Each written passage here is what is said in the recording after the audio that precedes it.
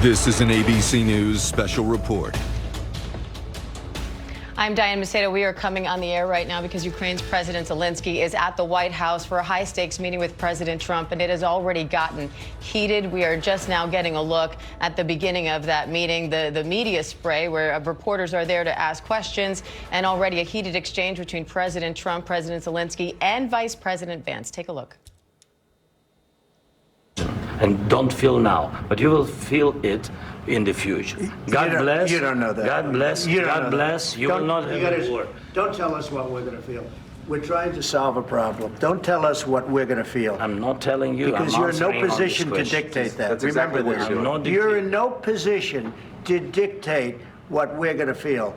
We're going to feel very good. You will feel influence. We're going to feel very good and very strong. You will feel influence. You're right now not in a very good position. You've allowed yourself to be in a very bad position, and he happens to be right about it. From the very beginning of the war. You're not in a good position. You don't have the cards right now. With us, you start having cards. I'm not playing cards. Right now, you don't. You're playing cards. Mr. President. You're playing cards. Serious. You're gambling with the lives of millions of people. You're gambling with World War III. You're gambling with World War III. And what you're doing is very disrespectful to the country, this country. That's backed you far more than a lot of people said they should have. Have you said thank you once this entire meeting? No, in this entire meeting, have you said thank you? You went to Pennsylvania and campaigned for the opposition in October. Offer some words of appreciation for the United States of America and the president who's trying to save your country. Please, you think that if you will speak very loudly about the war, He's not speaking loudly. He's not speaking loudly. Your country is in big trouble. Can I answer? Wait a minute. No. You've done a lot of talking. Your country is in big trouble. I know. You're not winning. You're not winning this. You have a damn good chance of coming out okay because of us. Mr. President, we are staying in our country, staying strong from the very beginning of the war. We've been alone, and we are thankful. I said thanks you haven't in been this alone. cabinet, you and haven't not been only alone. in this cabinet. We gave you, through this stupid president, $350 billion. You voted we gave for you your military equipment, and your men are brave, but they had to use our military. What about if you didn't have our military equipment, if you didn't have our military equipment, this war would have been over in 2 weeks. In 3 days. I heard it from Putin. In 3 days. This is something maybe new. Less. In 2 weeks. Of course, yes. It's going to be a very hard thing to do business like this. I tell you. Just say thank you. I said a lot of times accept that there are disagreements, and let's go litigate those disagreements rather than trying to fight it out in the American media when you're wrong. We know that you're wrong. But you see, I think it's good for the American people to see what's going on. I understand, sir. I think it's very important. That's why I kept this going so long. You have to be thankful. You don't have the cards. Thankful. You're buried there. Your people are dying. I can tell you You're again, running low on soldiers. Listen, you're running low on soldiers. It would be a damn good thing. And then you tell us, I don't want a ceasefire. I don't want a ceasefire. I want to go, and I wanted this. Look.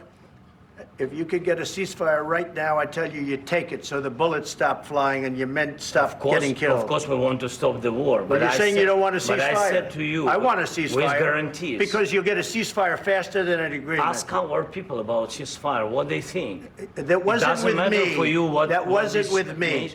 That was with a guy named Biden, who was not a smart person. That was with Obama. It was your president. Excuse me. That was with Obama, who gave you sheets, and I gave you javelins. Yes. I gave you the javelins to take out all those tanks. Obama gave you sheets.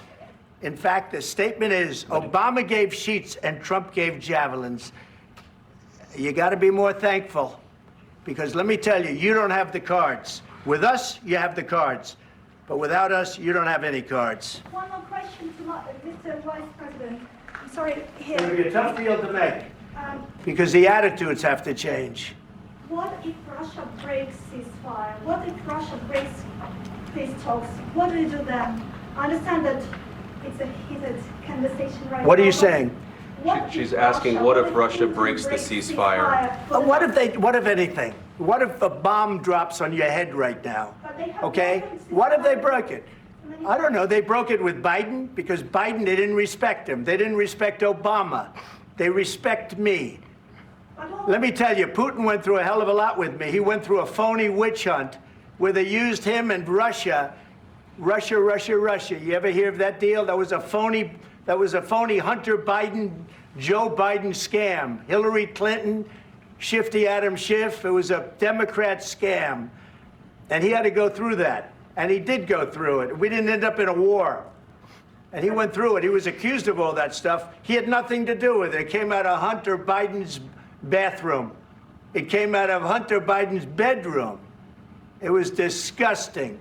And then they said, oh, the laptop from hell was made by Russia, the 51 agents. The whole thing was a scam. And he had to put up with that. He was being accused of all that stuff. All I can say is this. He might have broken deals with Obama and Bush, and he might have broken them with Biden. He did, maybe. Maybe he didn't. I don't know what happened. But he didn't break them with me. He wants to make a deal. I don't know if you can make a deal. The problem is, I've empowered you to be a tough guy. And I don't think you'd be a tough guy without the United States. And your people are very brave. But you're either going to make a deal or we're out. And if we're out, you'll fight it out. I don't think it's going to be pretty, but you'll fight it out. But you don't have the cards. But once we sign that deal, you're in a much better position. But you're not acting at all thankful. And that's not a nice thing. I'll be honest, that's not a nice thing. All right, I think we've seen enough. What do you think? Huh? This is going to be great television, I will say that. All right, we'll see what we can do about putting it together.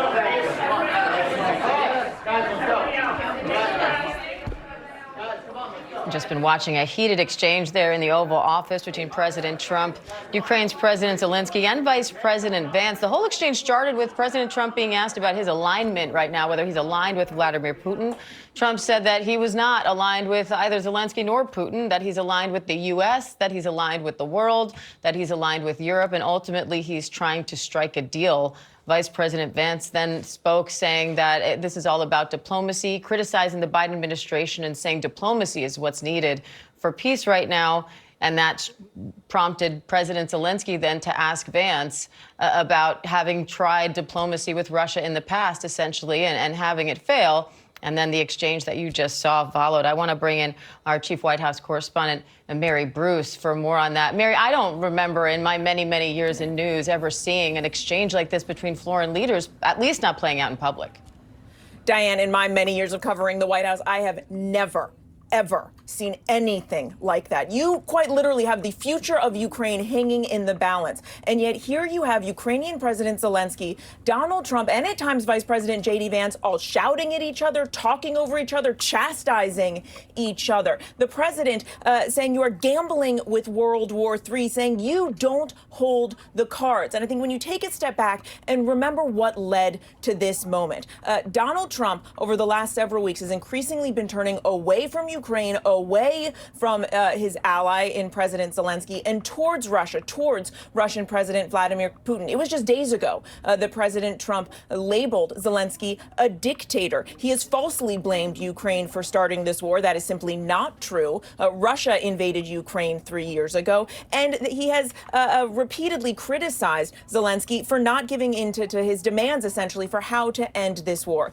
Zelenskyy came here today hoping that he could make progress. They're going to sign and agree to this framework for a deal to share Ukraine's mineral resources. But Zelenskyy is also eager to get some kind of security guarantees from President Trump to make sure that if a ceasefire is agreed to and somehow reached, though that now seems increasingly hard to see, but Zelenskyy is hoping that if they can reach a deal, he wants to make sure that Russia can never invade his country again. This comes after we have seen two other European leaders, the French president, the British prime minister, this week also meeting with President Trump, urging him to keep up his support for Ukraine. And yet here in the Oval Office, you have President Trump chastising him for not being grateful, for not being thankful enough for U.S. support so far, and saying point blank, make a deal or we're out.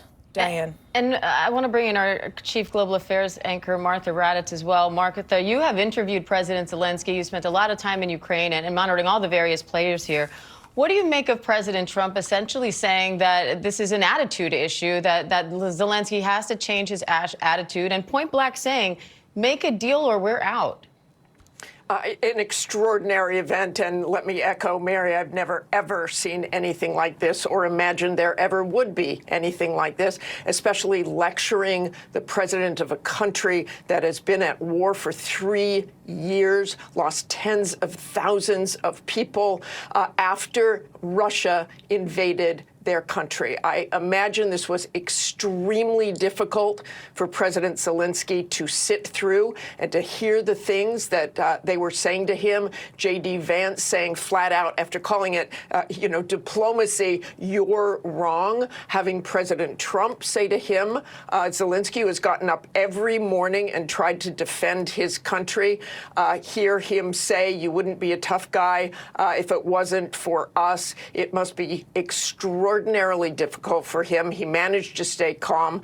We have pool reports from inside the Oval Office saying the Ukrainian ambassador had her head in her hands. This must be difficult domestically for him. The whole world was watching this, especially Ukrainians, and they have a huge question now of what next. Does the U.S. pull out? Do they pull all the money they have given to help defend Ukraine? And if that's the case, then Russia gets the win.